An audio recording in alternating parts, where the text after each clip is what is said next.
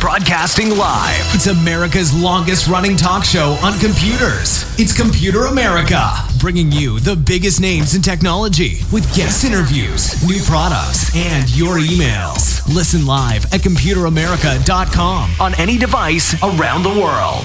Email the show at live@computeramerica.com or find us on social media. Be sure to check out our website for contests, giveaways, show notes, live video stream, podcasts, and more. You're listening to Computer America.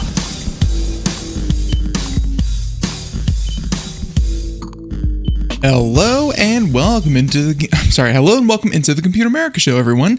This is the first time I'm doing this. Hey, how you doing? I hope that you're doing well, and welcome into the nation's longest running nationally syndicated radio talk show on computers and technology. There we go. We got it out. And everyone, hey, I hope that your weekend was good. So today on the program, we have a full hour of computer and technology news. Ton to go over, including Apple being extorted, some new Supreme Court, hearings or new Supreme Court cases have been taken up that are very relevant to tech. We have everything from Dutch politicians that were unwittingly tricked by deep fake audio and a lot more. There's a ton of stuff. I'll even cap it off with a little cherry, and the cherry being a beaver, where a particular beaver has chewed through a particular cable that serviced about 1,000 customers. So it is a uniquely Canadian event, as the article says. So all that and more here in the program. So sit back, relax, enjoy. Everyone, computeramerica.com. That's where you'll find everything, past shows, future shows, all the shows, everything you need to know about the tech world in general. And hey, we just want to inform, relax, and entertain. So yeah, be sure to check us out. With that being said, check us on social media. Find us on Twitch, twitch.tv/computeramerica, YouTube, all that good stuff. And hey, give us a like, give us a follow, helps us out, and you get to stay up to date with what we're doing. Now, morning announcements done. Let's go ahead and get things started with computer and technology news, brought to you by Computer America. Here we go.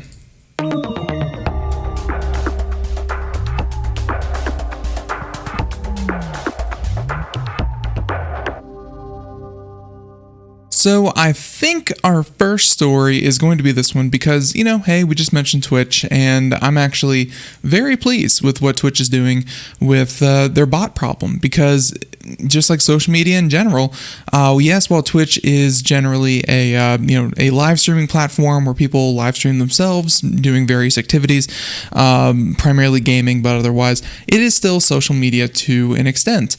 And sometimes you see these stories about Facebook banning 50 people, closing down 200 pages and other things for misinformation or other, for coordination and botting and fake reviews and things like that. I mean, they just closed down a pretty popular one not too long ago that was for explicitly sharing, like you would join the Facebook group, and then all the members of the Facebook group would be directed to a particular product on Amazon or eBay or something like that, or Facebook Marketplace, and they would manipulate the rating system that they had, and that group had like 500,000 people or something like that, and they closed down one page, and it's social media in general is not very good at tackling their bot problem. But I gotta say, Twitch is probably one of the most aggressive, and it's very, very nice to see, where Twitch banned 7.5 million bots that were inflating viewership. And obviously getting more views and making sure that people get the amount of views that they should is a very important part to their platform. It lends legitimacy to when someone has a certain amount of views that they have. Now, Twitch has banned more than 7.5 million accounts. It says we're contributing to the rise of fake engagement on the platform for violating its terms of service agreement. They said that these accounts, and this happened a little while ago, but hey, I guess we're covering it again, but that's okay. 7.5 million follow botting and view botting in general. Twitch defines these as artificial inflation of channel statistics, such as views or follows, through coordination of or third-party tools. And the nice part about this is that Twitch is usually on the side of making it so that the people receiving these view bots and these follows and things like that, they're generally not the ones who are blamed for actually commissioning them or starting them or anything like that, because it was used as a weapon kind of early on in Twitch's history, that you would view bot and that would either cause the person who's live streaming to either shut down their stream, stop doing what they're doing and address this, or ignore it and then potentially be seen as someone who kind of wanted the attention and wanted these inflated numbers. It was really a no-win situation. But since then, Twitch has kind of realized that it was weaponized. You should take this stance that your streamers, who are essentially their employees, do not want this, and they're not really at fault for what's happening there. So with that being said, let's see. Twitch's crackdown comes without an acknowledgement of the company's failure to protect streamers who are unwittingly view or follow botted. Twitch, some others include a Twitch streamer says that her account received more than 70,000 new followers almost overnight, and the followers all spammed her chat with the same message and exhorting her to go back to the kitchen. So, it's just good for the health, the ecosystem of Twitch, and just, again, the legitimacy that the people who are watching you and engaging with you in your chat are actually real people. So, again, this happened a week or two ago, but it's still great to see. So that was the first thing we're going to do. The second one, how about this? A little content dispute. And sometimes you see these if you still have cable television, which I'm going to ask you why, but still, if you have cable television, once in a while you may see that, this channel may no longer be available. This channel may no longer be available after a couple of weeks due to a content dispute, message this person, send an email, sign a petition, blah, blah, blah. Content disputes happen all the time. But with Roku, looks like this one is going to hit home because it's a big one. YouTube TV.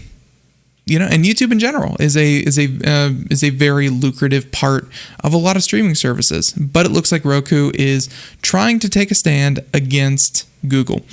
Now, the streaming battle, they say that according to Axios, Roku has accused Google of wanting preferential treatment for the YouTube and YouTube TV apps as the two companies renegotiate their deal, something that Google has denied. Roku told customers in an email that Google supposedly wants conspicuous placement for YouTube in search results, including a dedicated row. It also hopes to block results from other providers while using the YouTube app, Roku says, and to prioritize YouTube music results when using Roku Remote for voice commands while YouTube is open. That last one I kind of get. That may actually just be kind of user friendliness. If you ask your Roku Remote to play a certain song and you already have a service open that is available to play music, such as if you had Spotify already open, then it would play through Spotify. I actually find that pretty reasonable. Same case if you have YouTube, that you would use YouTube music results if you were looking for that. But still, the other ones where dedicated rows, things like that. I mean, at a certain point, it makes sense considering that YouTube is so popular and so dominant. Maybe they're dominant because of practices like these, but It's Roku having to push back against this huge entity. And Roku even further alleged that Google threatened to set chipset and memory requirements for devices that would raise hardware prices, potentially giving Google Chromecast an unfair advantage. Essentially saying that, hey, you have to abide by these specs. It turns out that these specs are exactly what we already have, and anything less or different, we're not going to support due to, let's say, consumer quality or something like that. Which makes no sense because, obviously these are not running the same version of the operating system. And hey, if Roku can get by with less specs and offer their product for a cheaper price, hey, that should be their prerogative, but Google's kind of twisting their arm here. Now, a spokesperson for Roku wasn't shy about ascribing malicious intent. Google was using its YouTube monopoly to strong-arm Roku into accepting predatory, anti-competitive, and discriminatory conditions.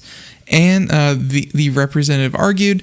The spokesperson added that Roku wasn't asking for a single additional dollar and just wanted terms that didn't skew search results, hike costs, or run afoul of data practices. Roku might be forced to remove the YouTube apps as a result, the company said in an email, which again would be really bad because as much as, kind of Google is applying pressure, a lot of people who use these services want YouTube and YouTube TV on their Roku device. It's, kind of giving them a position of privilege, but they're also in a dominant position. So, yeah, I really don't know what the best way around this is. Google provided Engadget with a statement, though, saying, quote, "We have been working with Roku in good faith to reach an agreement that benefits our viewers and customers. Unfortunately, Roku often engages in these types of tactics in their negotiations. We're disappointed that they chose to make baseless claims while we continue our ongoing negotiations. All of our work with them has been focused on ensuring high quality and consistent experience for our viewers. We have made no request to access user data or interfere with search results. We hope that we can resolve this for the sake of our mutual users." And as they're saying, Roku has been involved in tense media negotiations before, including a fight with NBC Universal in late 2020. The allegations against Google are more serious, though, and come right as Google is facing multiple antitrust lawsuits. So, obviously, like I said before, with cable television, this happens between, AT&T and content producers. This happens between, Viacom and, Comcast. This happens with a lot of different companies, and it's another negotiating tactic that whichever side can get the most sympathy, and I guess kind of look like the little guy being stomped on. Yeah, it's pretty easy to do that against a company like Google. They could not reach mutual claims. Roku says that they are being completely unagreeable. Google is saying that they're not asking for anything too outrageous, and Roku's being unagreeable. And now this is turning to the court of public opinion, and whoever wins here, whoever gets the most good headlines or bad headlines, this article from Engadget, of course, being one for Roku, whoever gets the most headlines now has a little bit more leverage in these negotiations. It's going to come down to cost, come down to price, and yeah, I can't say that either one is really not at fault here. I mean, it's just business negotiations that are now being brought to light to get a little bit more leverage. It happens every day. So there you go. Okay, story number 2. Story number 3. Let's, how about we do some, I was about to say good news, but man, that is in short supply here. Good news. Okay, how about this one? A little bit more legitimacy to video games.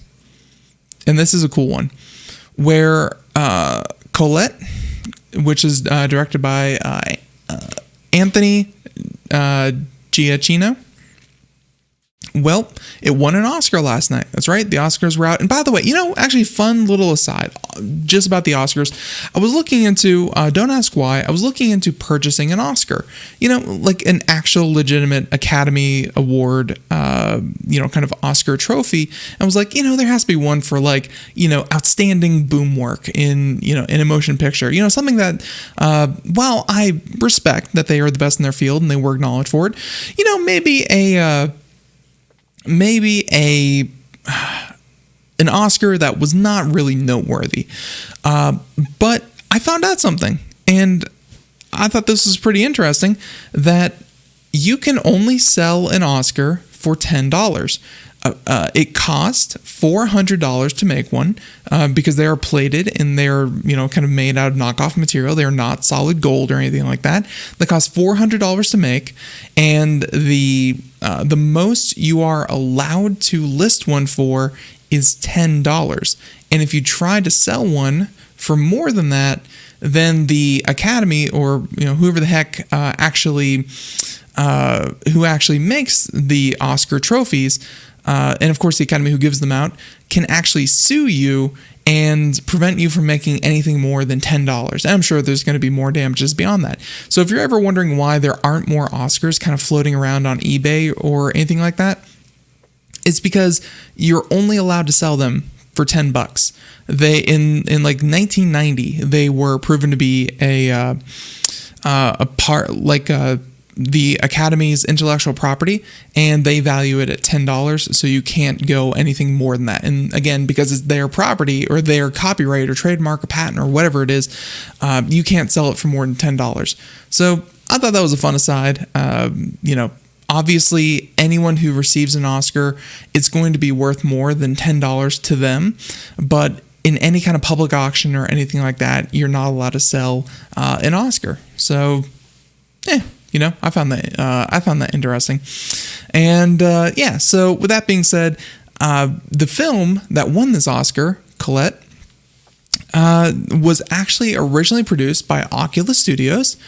That sounds familiar. It's because it's the studio that Facebook bought when they bought the Oculus Rift. Oculus Studios and EA's Respawn Entertainment as part of the first-person shooter VR game Medal of Honor Above and Beyond, which no VR game has really done that well because VR in general has not really caught on all that much. So, with that being said, in keeping with Medal of Honor's historical accuracy claims, players can unlock short gallery films in a regular 2D format about real-life World War II veterans as they progress through the game. Among those is a 24-minute piece on Colette Marin Catherine. Now, the director said that the film tells the story of Colette, who is now 90 years old and one of the last surviving French resistance members. After the war, she refused to set foot in Germany, but was eventually persuaded so by a young history student. Once there, she visited the concentration camps where her brother was killed. After it was acquired and distributed by The Guardian, Colette won an award for Best Short Film at the Big Sky Festival, making it eligible for an Oscar. After taking the statue, it's not just the first Oscar tied to the video game industry, but the first for The Guardian's documentaries division. So, pretty cool.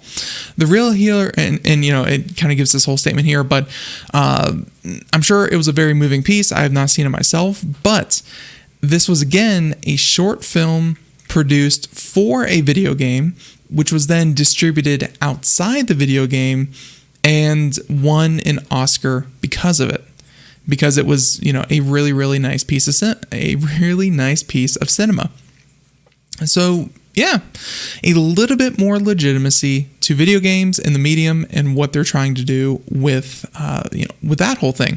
It's actually very, very nice to see because, video games, I guess they have to overcome this, something that kids do, something that, and don't get me wrong, I think it really has over the past decade or two, and become a legitimate medium for entertainment. People of all ages and all backgrounds play video games. But to elevate it to art, say that this is art, this is something of recognition. I think that's the battle that we're still having. No one argues if people should or should not play video games, or at least I hope that they don't. But I think that, is it art? That's something that we're still struggling with. And hey, now we can point at one and say, Oscar worthy. That's something. This is after video games have, won like Grammys and stuff like that, but still very, very cool to see. So our next article, I want to hear more about guacamole. Guacamole is delicious, and, it's not fair that The Verge is putting up this picture here, but I'm going to do it all to you too. If you can see the video portion, nice heaping bowl of guac. But Google has a little bit different take on it. They said that Google probably wasn't planning to reveal it until the company's I/O developer conference on May 18th, but it looks like the cat may be out of the bag. The company is testing a feature that would let you stop alarms and answer calls on your Android phone simply by saying stop. No need to preface it with the trigger word, that. I'm not going to say it out of respect for anyone out there who's listening through an Android device. Now, they said that we know this because a mysterious new setting called Guacamole has popped up in the Google app on Android 11 for some users. And they said that, and while none of us journalists have been able to actually turn on the feature yet, it's fairly easy to imagine what it does. And you can see here, they have a screenshot of the menu where it says, guacamole, quickly get things done with guacamole. There you go. So if you'd rather not imagine, Google 9 to 5 Google's sources say it specifically will handle alarms, timers, and calls by letting you say stop, snooze, and answer, decline the call, respectively. None of these worked for the article's author when he flicked the switch, likely because it wasn't able to access Google's internal website for dog fooding employees. There you go. He even tried adding a period to make it, he tried to add a period to essentially make this address, which was go/assistant guacamole, but it didn't work. And if the feature sounds familiar, it's because Google already shoved some of it into Google Home, Nest Hub, smart speakers, and displays at Google I/O 2019. And, so obviously they got a statement from Google. They said no additional statement at this time. I'm not the biggest fan of this. For immediacy, your alarm goes off, just being able to yell stop, that's great. But one thing that kind of led a lot of people to trust these digital assistants was that they would not be anticipating, or they would not be listening into conversations unless you say the trigger word. And of course the trigger word being hey, blah blah blah. If they are starting to accept commands without that trigger, then it means that they are collecting more of your conversation. Admittedly, it might just be during, like they said, alarms, during phone calls, kind of incoming phone calls, other things like that. Things where events are happening that might block the speakers or so on and so forth. But it does open the door to ask the question, when are these digital assistants listening? And now we have to add the qualifier whenever you say the trigger phrase, or if there's a phone call incoming, or if there's an alarm going off, or if something else is happening. Then Google would also be listening to that part of your conversation.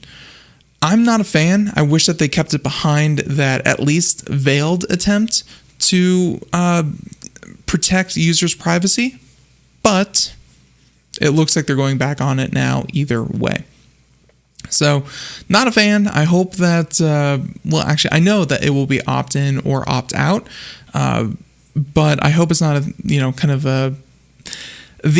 the implication is that eventually there will be no trigger word. which is pretty obvious. That's always been what every digital assistant was hoping to go towards, that it would be able to pick out parts of a conversation that you are addressing, this, parts of your house, the lights, the appliances, the thermostat, whatever, that the AI would be smart enough to pick out what you are referencing to it, and then it be able to listen to your commands, and then of course be able to fulfill those promises as those requests as quickly as possible. Taking out the trigger word, again, I think was always the plan. It's just we're not ready yet. And I don't know if the American population or any population is ready for a constantly listening application that is picking apart everything that you say around it to try to, understand you better. And that means understand everything that you say and do around it. I would love to have this conversation with Sandy Berger in a couple of weeks, and I'm sure that I will. Also, I know that we decided to schedule her after Google's I/O event, so look forward to that, because that's a different one.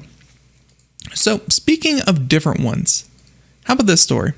This is a fun one, and then we'll get into these two Supreme Court stories that we have. But, as I said before, a uniquely Canadian problem. A beaver. Yes, a beaver unknowingly caused hundreds to lose internet access in northern British Columbia, and it was due to a cable. This is something that I've actually heard a lot of, and something that rats actually love to do as well, which obviously rats are rodents, beavers are rodents everywhere. They said that they actually like to chew through cable because a lot of times they're wrapped in metal sheathing.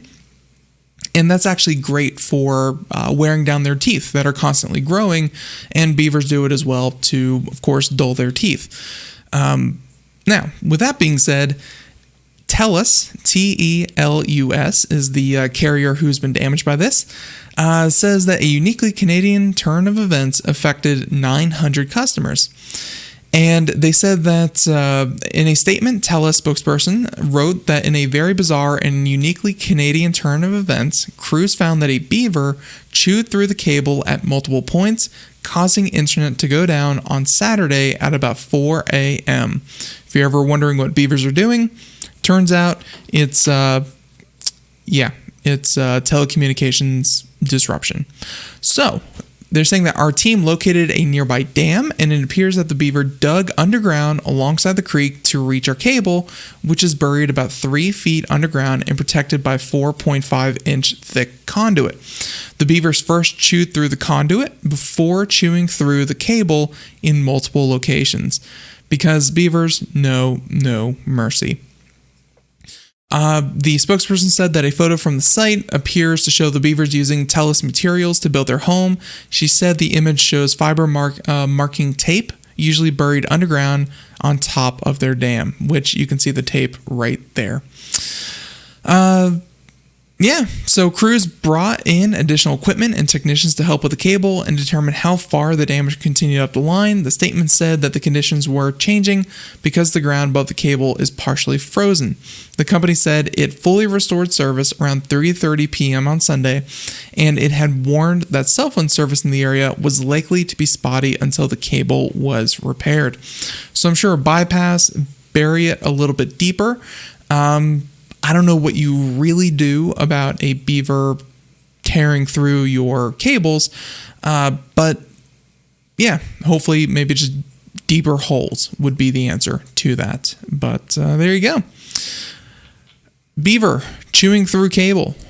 Not good. So that article out of the way, always a lot of fun. Let's talk about these Supreme Court cases. And I want to start with this one because freedom of speech, it's pretty easy. Although I do want to say that some people do confuse freedom of speech with I have the right to say anything that I want. Well, taking this to a new level is a teenager who had to go through this through Snapchat. Now, a teenager's rant that led to her getting kicked off her cheerleading team has reached the U.S. Supreme Court, and it's pretty different. So, Brandy Levy sent a profanity-laden post to her friends on Snapchat in 2017. This happened 4 years ago, obviously, venting her frustration with cheerleading and her school. So, here's the thing. What happened was when she was 14, she made a video on Snapchat, just like any other teenager, full of angst and disappointment, frustration with her situation. She sent one saying, F this, F that, F, F, F, F, F, F, F. Okay, so, all about the school, the cheerleading coach. I'm sure it was very emotional and, just something that I'm sure anyone who has either remembers their teenage years or who has had a teenager realized that's hey, whenever you're not happy with the situation, this is something that could happen. Now, with that being said, she posted it Saturday, which when she was at a convenience store, not at the school, not on school grounds or anything like that, after school hours, and it was then posted. One of her friends took it, or downloaded the video, or took a screenshot of it, and then showed it to another friend who was the child of one of the cheerleading coaches. And when the cheerleading coach saw it, they suspended her from the team for a year, which seems pretty drastic. But, so she didn't get on the varsity team, but she was already on the freshman team. So, yeah, suspended for a year. She then sued the Mahoney Area School District, arguing that the decision breached her First Amendment right to free speech. So again, posted something on a private social media.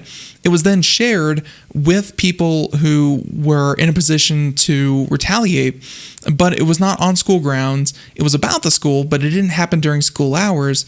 What is she allowed to say? And, what is the school allowed to do in response? Which is why, a Snapchat conversation about a cheerleading position made it all the way to the Supreme Court. Now, Ms. Levy, who is now 18, says that the photo was posted from an off-campus location on a non-school day, which again means that the school had no authority to discipline her for it. Pupils' speech is protected by a landmark speech case in 1969, which is Tinker vs. Des Moines. Who knew?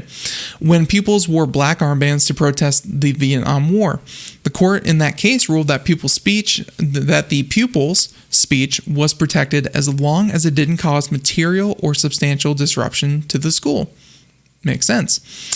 Now, when Ms. Levy's case reached the Court of Appeals last year, the court in Philadelphia ruled in her favor. It said that the 1969 ruling did not give school officials the authority to discipline students for things that they say off campus. Now, that the court emphasized that this ruling did not consider the First Amendment implications of off-campus student speech that threatens violence or harasses others. Ms. Levy told the Associated Press that I'm just trying to prove a point that young students and adults like me shouldn't be punished for expressing their own feelings and letting others know how they feel. I also think that, a 14-year-old is going to have these, have these emotions and be very emotional. And as we move into a day and age where social media gives them an outlet and a reach, even if it's just among their friends, it's still public. Snapchat is still a public social media platform, even if you have to admit friends and, stuff like that. We haven't really lived in a time where every 13, 14-year-old, with just craziness running through their head has a camera and can record every passing moment. It's a very different way to kind of grow up and live life. And I'm very happy that, yes, I grew up with like the very beginnings of like MySpace and the very beginnings of a Facebook page. I did not actually mature in a day and age where like everyone is on it and everyone is doing it. It's a very different way to live. So I'm very curious to see what the Supreme Court kind of has to say about this. After the Court of Appeal ruling last year, the school district asked the Supreme Court to take up the case. It argues that staff commonly take action against pupils for speech and actions that happen off campus, and that in recent times this has become more important as pupils learn remotely due to COVID-19 and the blurred lines between off and on-campus communication. It also says that the Snapchat post was sent to her school friends and fellow cheerleaders. It disrupted the school community. The district argues that a decision in favor of the teenager would make it more difficult for schools to police bullying, racism, and harassment that occurs outside of school hours on social media. Yes and no, I guess. I can definitely see the school's point, but at the same time, having schools be these paragons of, I guess, kind of policing when it comes to bullying, racism, and harassment. I mean, harassment is a very clearly defined, kind of activity. And I feel like if there is actual harassment, I mean, get law enforcement involved. It should not be left up strictly to schools to weed it out and take care of it. But like I said, this is an issue that is going to expand over the coming years. And yeah, it's going to be challenged. One way or the other, it's going to continue to be challenged. But a Supreme Court ruling would definitely, set a precedent, which is all either side is trying to do. So there's that Supreme Court, and then there's another one. One more, and then we'll move on to something else. But another Supreme Court ruling. I hate when that happens. One moment, please. Let's see. Let's open that back up. Let's see. I believe this one was up here. Perfect. Sorry about that. This here. Sorry about this. I think we're good to go. Perfect. Okay. Everything's back up and running. Hey, when that happens. Anyways, Supreme Court ruling kills FTC's strongest tool for getting refunds to scam victims, which luckily, they're able to do every once in a while, but it's never a sure thing. But looks like the Supreme Court has ruled against the Federal Trade Commission's power to obtain refunds. So a Supreme Court ruling yesterday killed the Federal Trade Commission's strongest tool, saying that the Supreme Court ruled in favor of scam artists and dishonest corporations, although this is a statement from the FTC acting chairwoman, saying that with this ruling, the court has deprived the FTC of the strongest tool that had helped consumers when they need it most. We urge Congress to act swiftly to restore and strengthen the power of the agency so we can make wronged consumers whole. So let's see, though it was criticized, blah, blah, blah. Let's see, what actually happened here? Section 13 relates to false advertisements, and the FTC will still be able to use 13B to secure injunctions to halt deceptive practices. The text of 13B says that the FTC can seek temporary restraining orders and preliminary injunctions when it has reason to believe that any person, partnership, or corporation is about to violate any provision of law enforcement by the Federal Trade Commission. So with that being said, they have the whole text here, but let's see, Section 13B does not specifically authorize the FTC to seek refunds, but the FTC has used it that way for decades. So, and they give the exact, kind of wording here. But in yesterday's decision, the Supreme Court ruled in favor of AMG Services, who stole more than $1.3 billion from consumers through a deceptive payday lending scheme by misrepresenting loan terms, and defendant caused borrowers to pay more than 7 times the interest that they would have to normally pay. All this sounds like they were using a rule, not in the way that the rule was written, but in the spirit of it, and the court simply said that you cannot interpret it this way anymore because it was never meant to be interpreted that way to begin with. This is something about Supreme Court decisions that I really feel like all the time, that people feel like, the Supreme Court says all, what they say, rules everything, and that's it. The Supreme Court's job is just to say if something is legal or not legal. And if people don't like it, then they can go to Congress and say, let's write a law to change it. Now, obviously, Congress has its own problems and its own abilities to get things passed into law, but the Supreme Court does not say this can never be ruled on again. Just go back and rewrite the law. So now Congress can come in and do what it does, saying that public knowledge said that the ruling decimates the FTC's ability to protect consumers through restitution, but pointing out that Congress can restore the powers by amending the law. And that's something that I'm sure that the Supreme Court would love. It's if something does not abide by the Constitution or is not, kind of constitutional or it's against the law, simply rewrite the law. That is the end goal. Now, with that being said, there's legislation already on the work. They talk about all the possible fixes, but yeah, there you go. So they said that the unanimous ruling explained that Section 13B does not explicitly authorize the Commission to obtain court-ordered monetary relief, and such relief is foreclosed by the structure and history of the Act. The Supreme Court said the Commission has power to seek financial penalties and consumer relief under Sections 5 and 19 of the FTC Act. So, all in all, this part of the law was doing good things, making sure that people who scammed other people were paying them back. No one would argue that's not a good or a bad thing.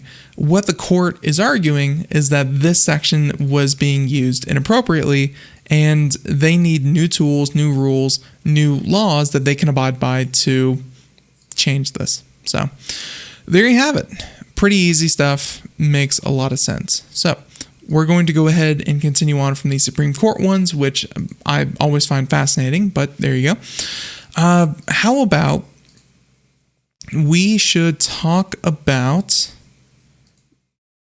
COVID real quick. We have 2 COVID stories, and we'll follow it up with some China. But COVID, and unfortunately, COVID emergency shuts down Japan's Super Nintendo World 1 month after opening, which is unfortunate because Super Nintendo World looks awesome, and I hope that everyone gets to experience it. But they say that the highly anticipated Super Nintendo World section of Universal Studios Japan will be temporarily closing a little more than a month after its delayed opening, along with the rest of the park, due to the increased spread of COVID-19 in Osaka. The world is so ready to be past COVID. It's so ready to be over COVID, but, COVID just doesn't really care. And with a statement, they're saying that today Universal Studios Japan has decided to temporarily close our parks due to the substantial business shutdown request to operate with no spectators, which was issued under the state emergency for Osaka Prefecture. So essentially, don't bring people together. Don't have anyone in. The closure comes just weeks after Universal Studios Japan was forced to limit visitor numbers amid the rising rates in Osaka. And they said that the latest closure will be effective until April 25th and will last until the request has been lifted. So, question mark.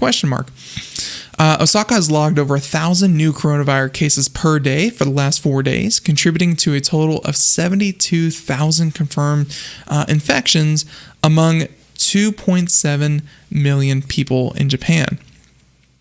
Japan as a whole has averaged about 4,500 new cases per day over the last week, which is up significantly than a month ago where it was about 1,200. Man, like I said, people are so ready to just go out and live life, but these rates are increasing, and that's just sadly a fact.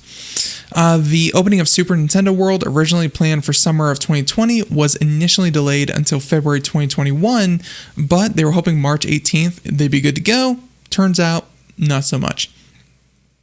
Let's see. So they said that while masks have been required at the park for the entirety of the pandemic, famed Nintendo designer Shigeru Miyamoto briefly appeared maskless in a photo of the opening ceremony you can see there with Mario and Luigi. Yeah, so it's not really clear when it's going to reopen, but I'm sure everyone hopes it's soon. And hey, hopefully a lot safer. So there you go. So there's the first COVID one. The second COVID one actually has to deal with a lot of the anger that people are expressing over social media to India and the Indian government. India is having a heck of a time right now. I don't know if anyone listening here has really been paying attention, but they're dealing with numbers that they haven't seen in a long time. The problem kind of comes into it with, they had recent elections that were being held, at election polling places, as I understand it, where thousands of people were forced to come together and, kind of vote. They had this month-long celebration that happens once every 4 years. And no one wanted to miss that. But of course, it was largely maskless. And, a lot of people were, intermingling. And those were known as super spreader events. There have been a lot of events and a lot of missteps by the local, not the local, but the national government to say that, hey, if you're concerned about COVID, why did you let these things go on? And the short answer is that the India's government was hoping to curry favor in that they could let the religious festivities go on. So, because obviously if you say that you can't do that, that would be a very negative thing for the incumbent president. And to go out and vote in this way, that's also very beneficial to the incumbent president, but they do cause issues. Now, with that being said, the country is also facing a massive surge in cases, with many hospitals facing an oxygen shortage because you need to be able to deliver liquid oxygen to, give to the people using respirators. And the problem is that the places where they are bottling oxygen and, kind of sending liquid oxygen out, it doesn't exactly ship well. So the places where people are, large cities where you have the worst COVID cases and you need this liquid oxygen are very far removed from the manufacturing parts of India. And, 20% of their liquid oxygen supply was already going to hospitals, and that's well and fine, but 80% was for manufacturing and, factories and that whole sector. So now to shift that supply chain is very, very hard to do. And they're already facing a shortage. And of course, unfortunately, a shortage means death. Because, hey, if hospitals can't get the supplies they need, people are going to die. This is what they're facing. One Twitter user accused the government of finding it easier to take down tweets than ensure oxygen supplies, and they're saying that India recorded 352,991 new infections on Monday in one day. 350,000 infections in one day, the highest single-day spike so far. They mentioned that the government made an emergency order to censor the tweets. Twitter revealed on Lumen, a database that keeps track of global government orders around online content.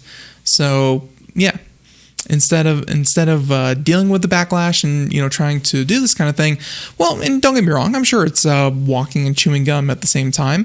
I'm sure that they can continue to try to provide the resources for their population as best they can, and also censor speech. I'm sure the government can do both.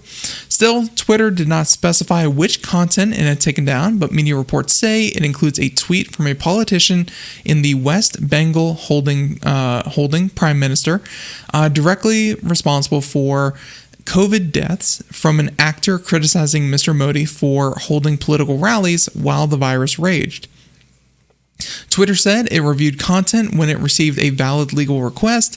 In this case, the Indian government is said to have cited the Information Technology Act 2000, saying that if it determined to be illegal in a particular jurisdiction, but not in violation of Twitter rules, we may withhold access to the content in India only. So yeah, and I'm sure that India is going to say that we cannot allow fake news that harms the country. The official of the Minister of Electronics and IT told the Hindu newspaper that it was necessary to take action against those who are misusing social media for unethical purposes. So yeah, there's a lot of tweets going out here. You can see a couple of them included in the article here. Things like India is in the middle of a humanitarian disaster and Twitter is preventing that from being shared is a moral failure. Tons of different tweets essentially alleging that Twitter is enabling the Indian government to censor what's actually happening in India. Now, Twitter has been overrun by reports of people falling sick, needing oxygen in beds, and it has in the past been criticized for bowing to pressure from Indian governments. In February, the platform blocked more than 500 accounts linked to ongoing farmer protests, and I remember those giant protests.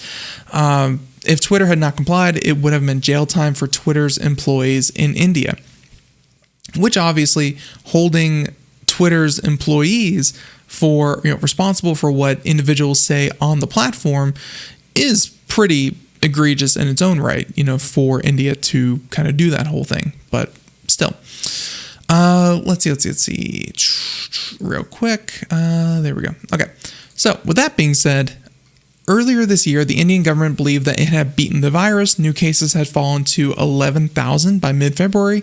Vaccines were being exported in March. The health minister said that India was in the endgame of the pandemic. And obviously, 350,000 new cases. A 30-time increase for that whole thing to happen. It's, not good. Not a good look for India. Mr. Modi has faced increased criticism for lifting restrictions and resuming large gatherings. On Sunday, the Prime Minister said that the second wave was a storm that had shaken the nation, but that a positive approach was key to fighting the pandemic. Positive approach, absolutely. Increased supplies and social distancing and wearing masks, even more so than a positive outlook. So, we'll see. India, what a crazy, crazy mess that currently is. So with that being said, let's go ahead and continue on. We have a couple more stories here, and let's talk about China real quick. Computer America has never, we've long, it's kind of a hate-hate relationship with China. While a lot of things are made in China, and China obviously has acted in bad faith with a lot of its dealings with the United States, we still rely on them heavily. So even if you question their motives and the way that they do business, we still do so much business with them that it's like, if they're really that big of a problem, why are we still there? But hey, we have a new one. China has China's state rocket company unveils renderings of a Starship lookalike.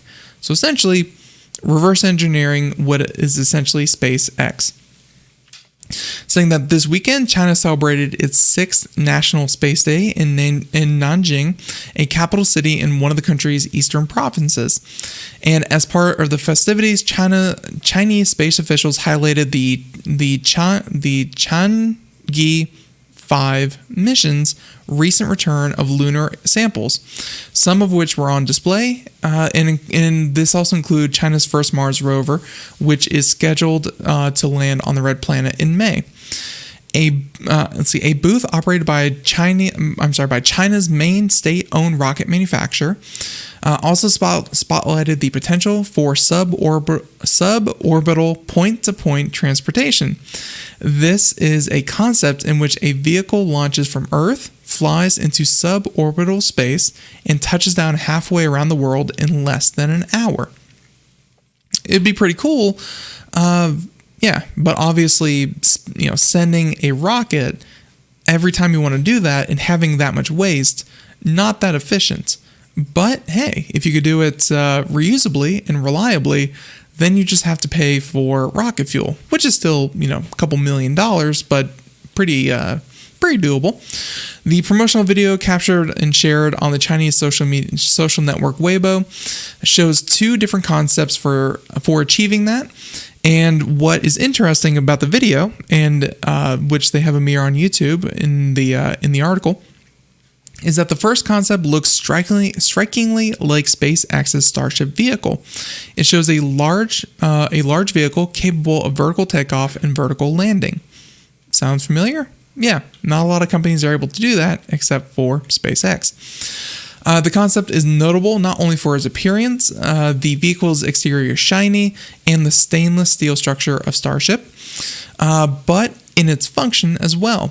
Although Starship has primarily been promoted as a vehicle to take humans to the moon and Mars, SpaceX has also developed a point-to-point concept. SpaceX first unveiled this Earth-to-Earth concept in September 2017, and a video release at the time showed a suborbital flight time from New York City to Shanghai in just 39 minutes and advertised the capability of anywhere on Earth in less than an hour. Now, again, obviously would not be efficient and would not be a good use of resources, but capable, absolutely. Let's see. So this would not be the first time that the Chinese space program has drawn inspiration from SpaceX. The country tracked SpaceX from the very beginning, with particular interest in SpaceX's plans to reuse first stage rockets. During the company's very first launch in 2006, a Chinese spy boat was in a small patch of ocean where the Falcon first stage rocket was due to re-enter. So, pretty cool. I did not know that there were actual Chinese spies waiting in the waters near where it was due to re-enter. Most recently, in 2019, the Chinese Long March 2C rocket tested grid fins like those used by the first stage of the Falcon 9 rocket to steer itself through the atmosphere during the re-entry process. China intends to develop the Long March 8 rocket to land on a sea platform like the Falcon 9 booster did, and semi-private Chinese firms such as Link Space and Galactic Energy appear to be mimicking the technology as well. Don't get me wrong, I get it. Space, this is very difficult, and if someone is doing it better than you, then hey, you follow success. You follow what's working. But it's very Chinese at the same time to just blatantly copy and try to perfect and outproduce others who are doing it. Now, obviously, photos and videos of how these things are working is very, very different than the internals and how it actually happens. So it's only going to get them so far. And while I love a good space race, I don't know how much they're going to be able to actually glean from this. But again, clearly, all eyes are on SpaceX. Not just from China, but from, Virgin Galactic or Blue Origin or any of these other space companies. Because, hey, SpaceX is currently doing it best. There's no doubt about that. Okay, our last story, we don't have time for one more. Apple. They're in some trouble, but not from regulators and antitrust experts. No, actually, a leak appeared from an unexpected quarter. The notorious ransomware gang REvil, or Revil, I guess, said that they had stolen data and schematics from Apple supplier Quanta Computer about unreleased products that they would sell the data to the highest bidder if they didn't get $50 million as payment. Obviously, extorting Apple, very risky move. Let's see what happens. Now, the connection to Apple and dramatic timing generated buzz about the attack, but it also reflects the confluence of a number of disturbing trends in ransomware. After years of refining their mass data encryption techniques to lock victims out of their own system, criminals are increasingly focused on data theft and extortion as the centerpiece of their attacks, making eye-popping demands in the process. This is why SolarWinds was so egregious, because it allowed that group from Russia into so many companies and so many networks, including our own 3-letter agencies, tons of government networks, top, Fortune 100 companies. They are able to get into the communications, email servers, and so on of these companies. No telling how much data they were actually able to exfiltrate, and even the question, are they still there? So in the case of Quanta, attackers likely feel they hit a nerve because Apple is notoriously secret, and they want to keep their intellectual property, kind of hush hush. So by hitting a vendor downstream in the supply chain, attackers gave themselves more options about the companies they can extort. Quanta also does business with Dell, HP, and other large tech companies, but they decided to focus on Apple in particular because, hey, Apple loves the element of surprise, and they love to keep things under wraps. Do I think Apple is actually going to do anything about this? Probably not. They've already published specs for the new iMac. They've published specs for, for the MacBook Pros and the upcoming iMac schematics. Does this hurt Apple? Not really. By everyone having it, it kind of lets their competitors know what they're thinking, what they're doing, and how it's going to work. Apple would clearly like to not have this floating out there, but now that it's out, I don't see them paying $50 million at all. But hey, that's Apple's problem to decide. So everyone, thank you for tuning in to Compute America. Thank you for joining us on the show. Tune in tomorrow, more of the same, and have a great one. Thank you so much. Bye, everyone.